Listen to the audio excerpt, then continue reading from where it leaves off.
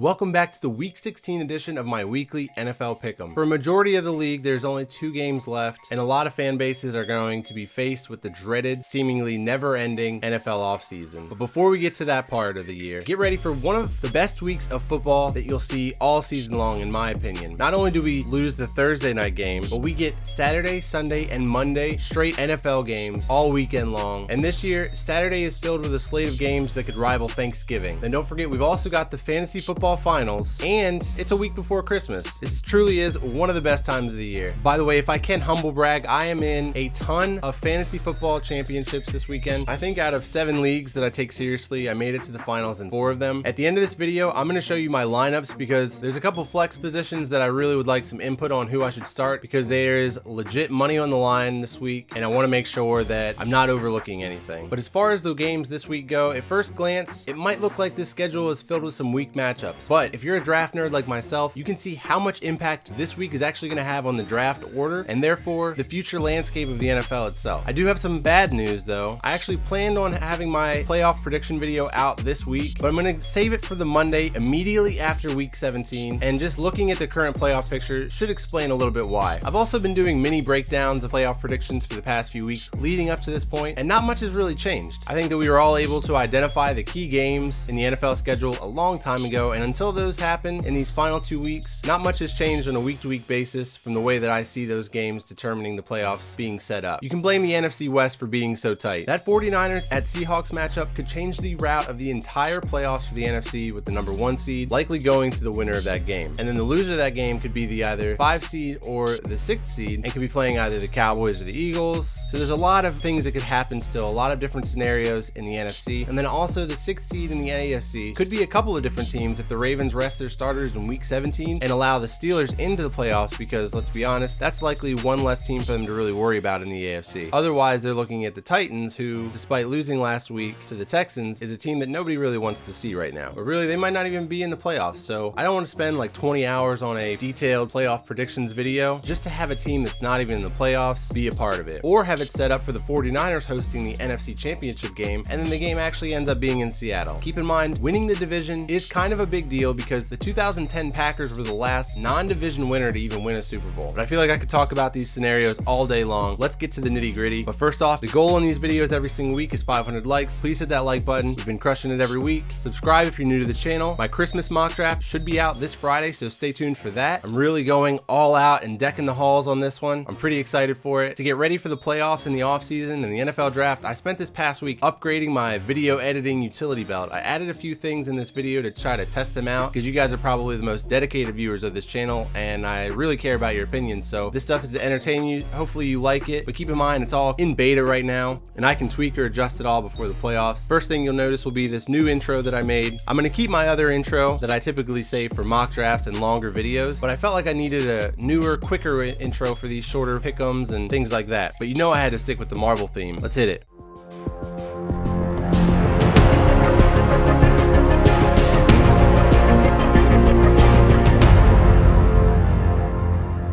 First up on Saturday, we have Texans at Buccaneers. This is a big one for the fantasy football crew. Last week, the Texans had a crucial win against the Titans that apparently I accurately predicted not only the winner, but the exact score last week. A few guys in the comments thought that was pretty cool, but I was wondering how it took me 15 weeks to actually do that. Anyways, a win for the Texans officially clinches the AFC South for the 4th time in 5 years, which is something only the Patriots and Chiefs can claim to have accomplished since 2015. Jameis Winston has been on a hot streak for the past 2 weeks. It's been a lot of fun watching his 40+ points sit on my bench each week. Last week, he continued to add to my favorite weekly Sunday kickoff tradition with an opening interception, but the Buccaneers' weapons are dropping like flies. Right now, Brashad Perriman and OJ Howard are probably their top 2 receiving threats. If only they could figure out how to incorporate their running backs a little bit more. And on top of that, I'm sure that Jameis is still probably a little bit banged up, but yet this Buccaneers offense continues just to produce. I really need my man OJ Howard to show up in the fantasy football championship this week. That would make stashing him on my bench all season long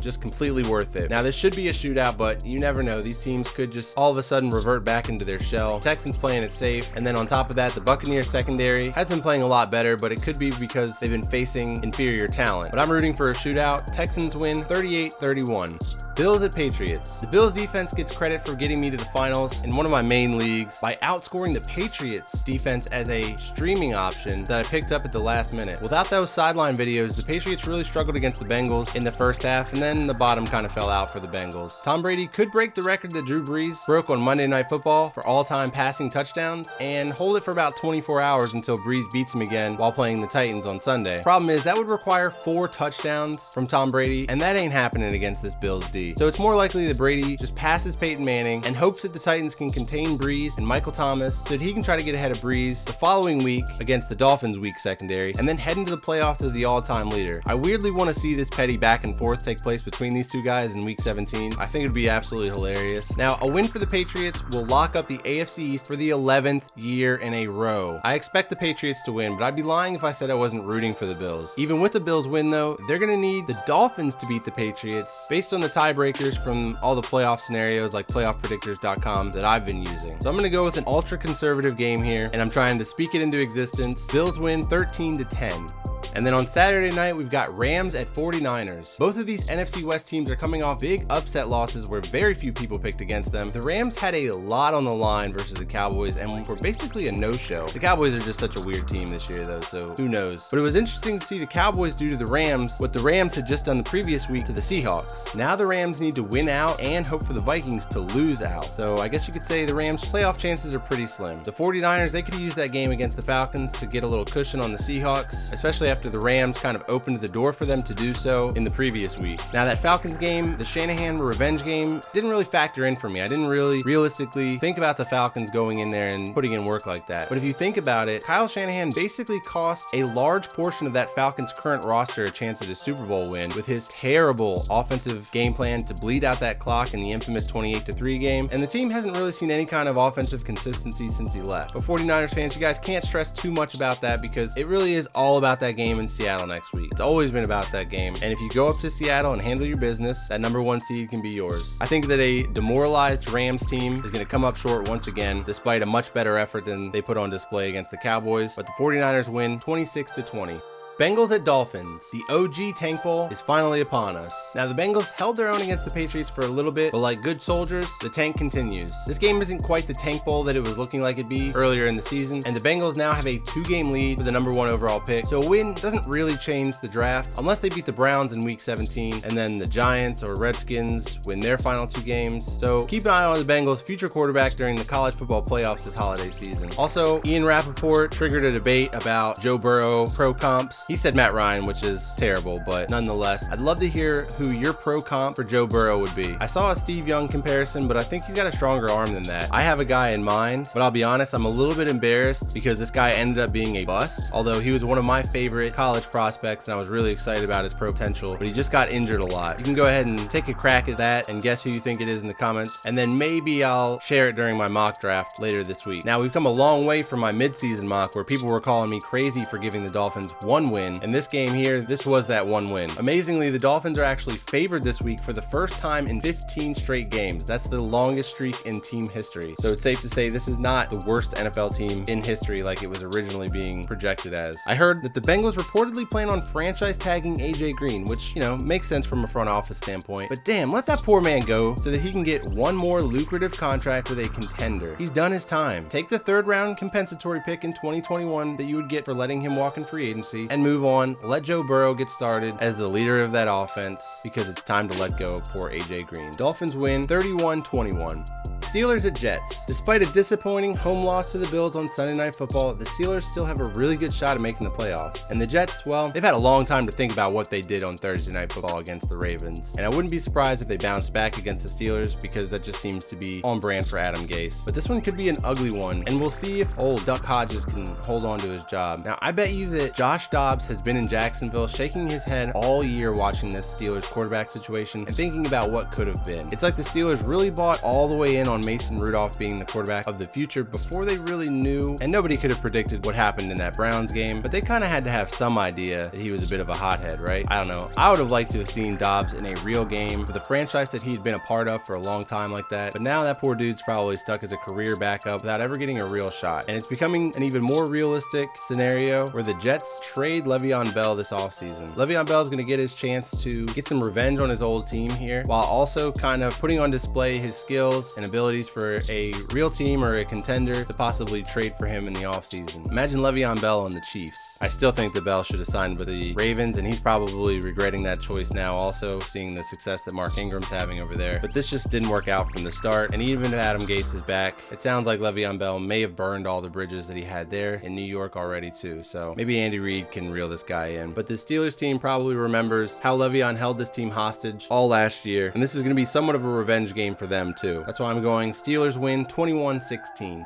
Giants at Redskins. Last week, Eli Manning was able to go out with a win at home and a standing ovation from his home crowd. He even got his career record back up to even with wins and losses, so hopefully Daniel Jones' ankle isn't going to let him ruin it in a sloppy game in DC. Daniel Jones is practicing with the starters again, so it looks like he is in line to take back over the starting job for the final 2 weeks of the season. The Redskins have had nothing to play for and have been playing really well despite losing the last-second game last week against the Eagles, who had everything to play for. This game might also not mean anything for the playoffs, but this is going to have a massive impact on the NFL draft order. The loser of this game could pick as high as number 2 overall and get Chase Young, and the loser could fall to number 4 or 5, and by loser I mean winner. Even as a fan of these teams right now, you've got to understand the value in losing these final 2 games. If the Eagles lose to the Cowboys this week, they're eliminated from the playoffs. They could actually just crumble in week 17 too, making it a much more likely scenario that the Giants could win that game, especially with Saquon Barkley looking a little bit more like his old self and seemingly healthy once again. A 3-game winning streak to close out the season would potentially drop the Giants all the way down to the 6th pick, which might put them out of position to get Chase Young, Andrew Thomas, possibly even Jerry Jeudy, but I don't think that's going to happen. Adrian Peterson looked pretty good last week and is somehow still fresh. I wouldn't even be surprised if we see this guy come back again next year to play for a team, and he might have a big day against this Giants defense. For that, Redskins win 21-20.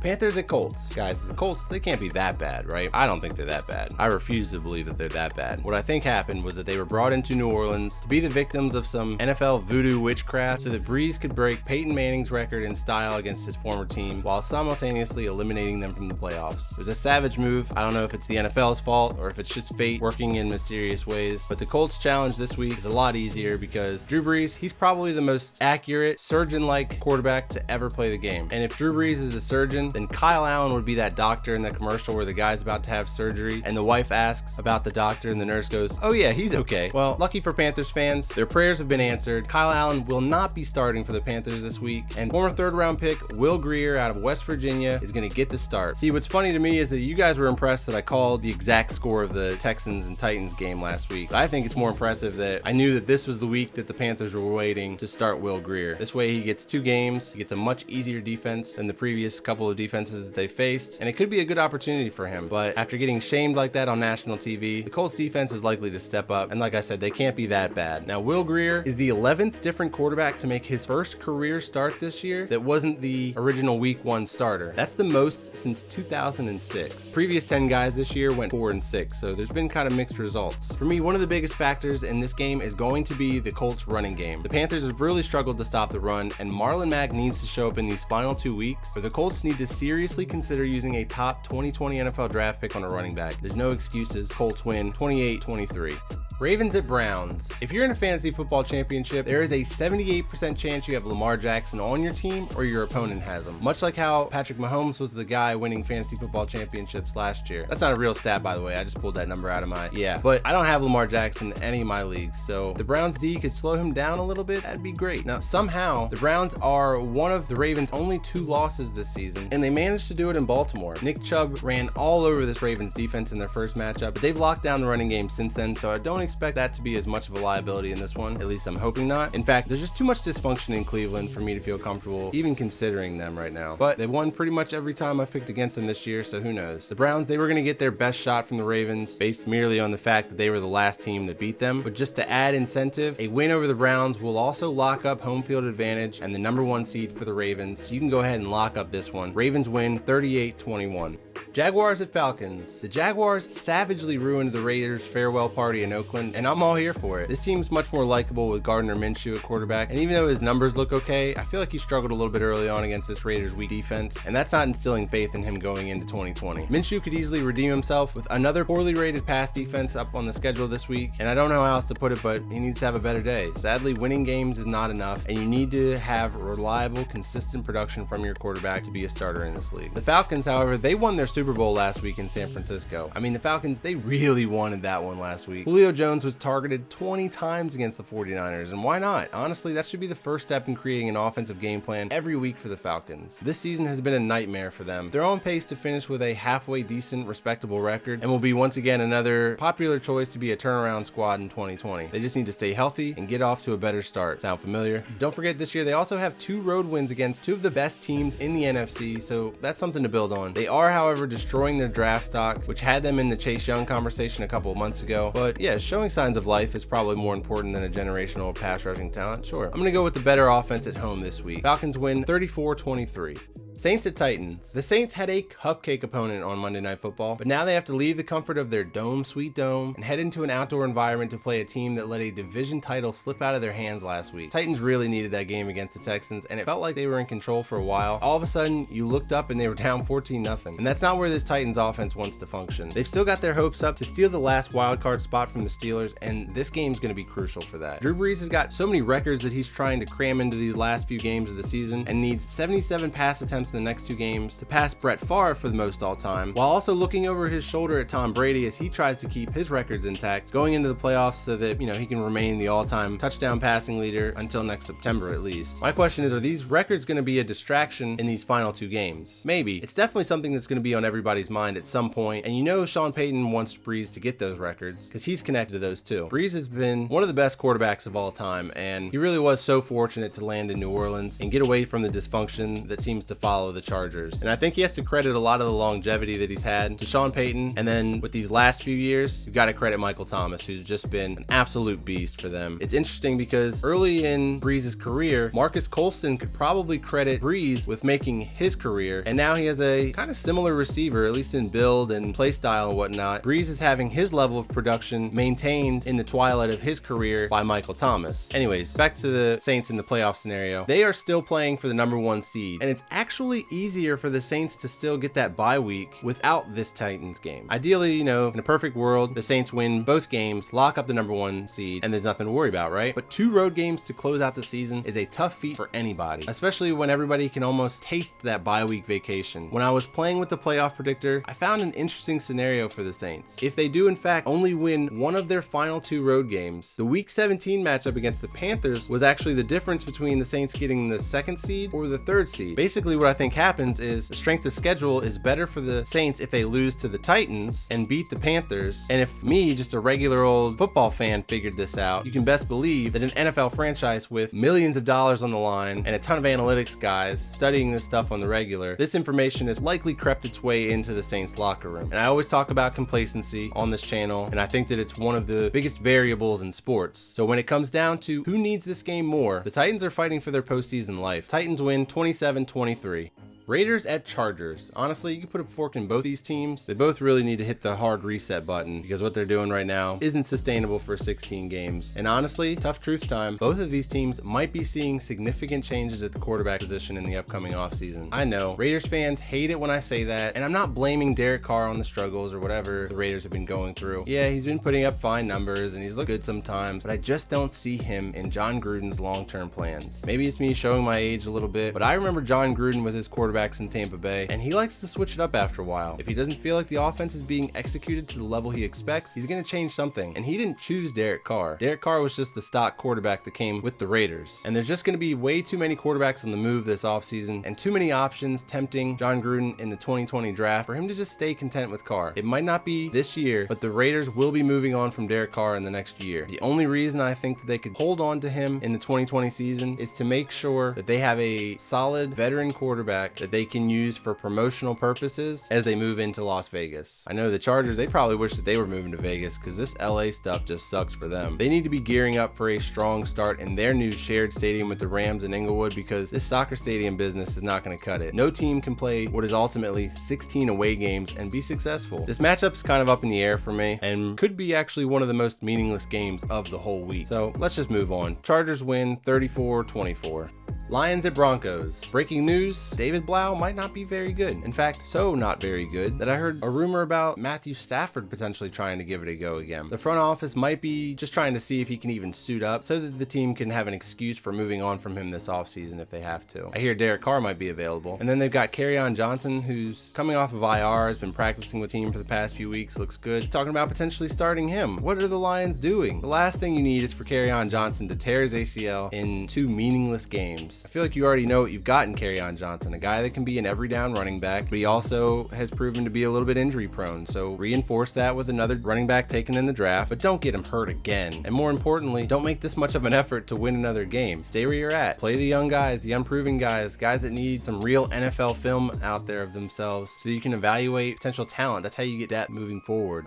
This is a terribly run franchise, and I do feel bad for Lions fans. And poor Broncos fans, you guys have had quite the up and down 2 weeks here also. And so what? Drew Lock had a rough day in the snow. He'll get used to it. It's not like it's going to be his last game in the snow, so he'll have to figure it out. Looks like the weather will be fine this week though, so I'm expecting a big bounce back day from him. And I am streaming the Broncos defense in every league I could get my hands on this week. So guys, I need them to show up. I actually stashed them in a league that I streamed the Bills in last week, just in case I did win, that I would have them for the championship, because I saw this Lions matchup and knew that it was a golden one. So I think that this is some championship level waiver wiring if I pull it off. Broncos win 28-16.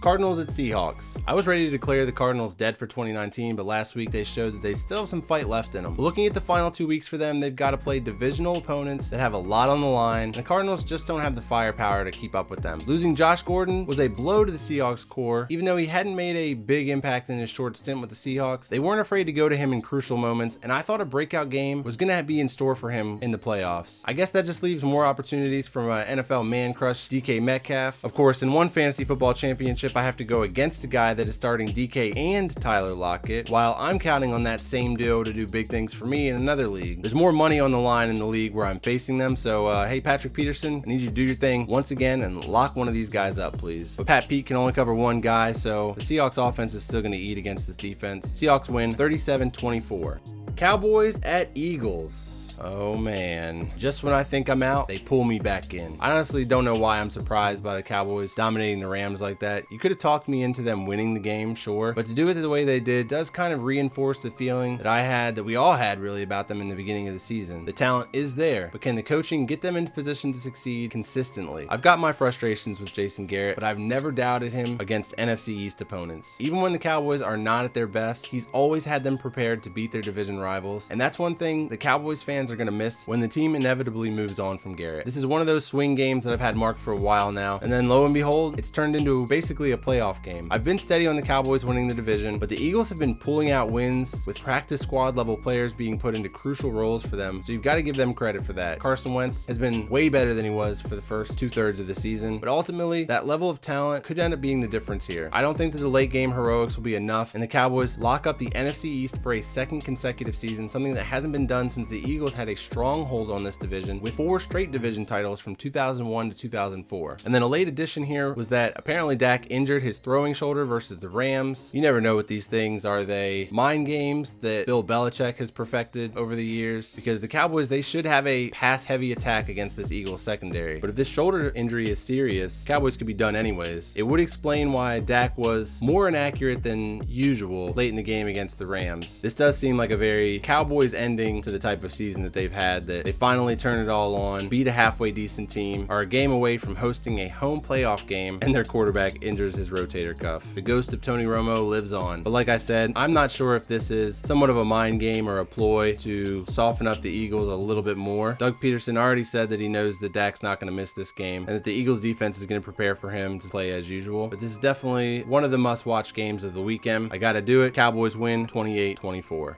On Sunday Night Football, we have got Chiefs at Bears. The NFL oddly didn't flex this game out, but it was probably due to the Saturday games limiting their selection, and they didn't want to bring any more attention to the NFC East than necessary. They've already got them in the late afternoon slot, and Patrick Mahomes, he's always must-see TV. So even though the Bears are eliminated from the playoffs, they get one last shot to show off how slightly above average Mitchell Trubisky is as an NFL quarterback. The Chiefs actually claimed Terrell Suggs from the Cardinals this past week. Kind of a cool move by the Cardinals to let a veteran join a playoff squad. Suggs went back to Arizona because that's where he went to college, earned his paycheck. It's pretty obvious that Cardinals aren't going anywhere. He's a veteran pass rusher, and now he gets a chance to join a potential Super Bowl caliber roster that could also allow him to have an opportunity at his old team at some point in the playoffs. We'll see. If the Patriots win and the Chiefs lose, the Patriots will lock up a bye week in the playoffs, and the Chiefs are looking at the 3 seed at best. Now, the Chiefs are rolling, so they can't let a primetime game against a lesser opponent slip them up with the 2 seed on the line. Chiefs win 33-20.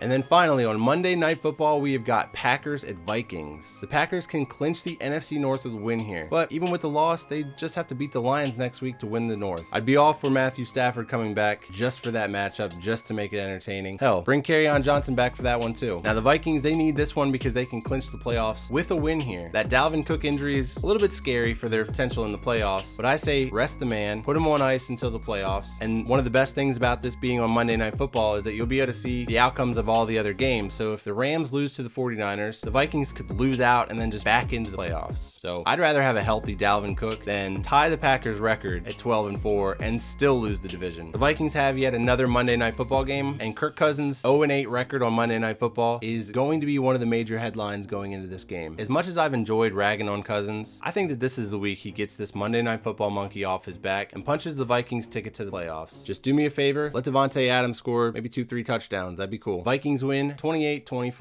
All right, and now if all of my predictions come true, which let's be honest, we know they won't, and then if I make quick predictions for week 17, this is basically how the NFL playoff picture is shaping up. In the AFC, we've got the Ravens at 1, the Chiefs at 2, Patriots at 3, the Texans at 4, the Bills at 5, and the Steelers at 6. Now remember, this is based on the Ravens resting their starters or sandbagging week 17 and allowing a division rival that they don't really respect that much based on the quarterback situation, allowing them into the playoffs as the 6th seed. So even with the Titans winning 2 straight games to close out the season, the Steelers still have the upper hand if they win their final 2 games. And like I said, even if the Bills and Patriots both finish 12-4, the Patriots still win the AFC East once again for the 11th time. If the Patriots don't actually lose to the Bills this week, which is entirely possible, they end up as the 2 seed, which could change things also quite drastically because then they get that bye week and the Steelers head to Kansas City instead. Over in the NFC, I've got the Seahawks at number 1, the Saints at number 2, Packers at 3, Cowboys at 4, Vikings at 5, and the 49ers at 6. Now remember, this 49ers Seahawks game is going to determine home field throughout the NFC playoffs, and assuming the Vikings don't lose out and finish 12-4 and tie the 49ers, the Vikings go to the 5th seed, the 49ers go to the 6th seed. But if the 49ers win and the Seahawks tie the Vikings, the Seahawks will be the 5th seed with the Vikings filling in at 6. So it's not a huge shuffle. Ultimately, the NFC playoffs are set as far as the teams go, but where they finish will be the determining factor that we try to figure out in these next 2 weeks. So like I said, I'm still going with the Seahawks winning at home, and if all these things come true, we're looking at the Bills going to the Texans, the Steelers going to Patriots, the Vikings going to the Cowboys, and the 49ers going to Green Bay. That would be your wild card weekend. Like I said, a lot of moving parts here. There's no way that I get all of these games accurately predicted, and that's why they play the games, right? All right, let's move on to a recap of our weekly Pigskin Pick'em challenge. In week 15, we had an undisputed leader at the top of the board with 14 accurate picks, and that's a Bang Bang 4956. And we had a huge 2-way tie with 13, but with only 2 weeks left, it's the overall leaderboard that matters now. And we do have a number 1 leader on the board right now with a 2-game lead over the closest guy, and that is Dustin Peterson, 97. We've got some common names up here in the 2 spot: Aridon, Blade 49er, Zeke 1369, all tied with 145. And remember, this drops your lowest week, so these guys are doing really well. I'm over here at rank number 23, not bad, but overall this was a pretty fun season of Pick'em. I appreciate all you guys that were here each and every week watching these videos, liking, commenting, subscribing, all that good stuff. Before I let you go, please take a look at my fantasy championship finals lineup and give me some advice. Tell me who I should start, and I will hold you accountable in next week's Pick'em video if you steered me wrong. But hey, I also might give you a whole shout out if you steered me in the right direction. section. I'll start with the league that is the most important to me, league that I've been in for quite a long time, and I have not won the championship since like the second or third year of its inception. The only reason that I've stayed in it as long as I have is because it's a keeper league where we keep 5 players each year, and we have draft picks and we make trades and stuff like that for future draft picks. So you feel kind of invested in something like this for the future. So a win this year will definitely keep me in for at least another few seasons. I went and made a whole bunch of waiver wire claims this week to stir up the bottom of my roster, guys that either were not going to be playing this week, they weren't going to be keepers for the future. I went ahead and moved on from them because they can't help me this week, and we're all in this week. I was able to land Perriman on waiver wires, and I'm banking on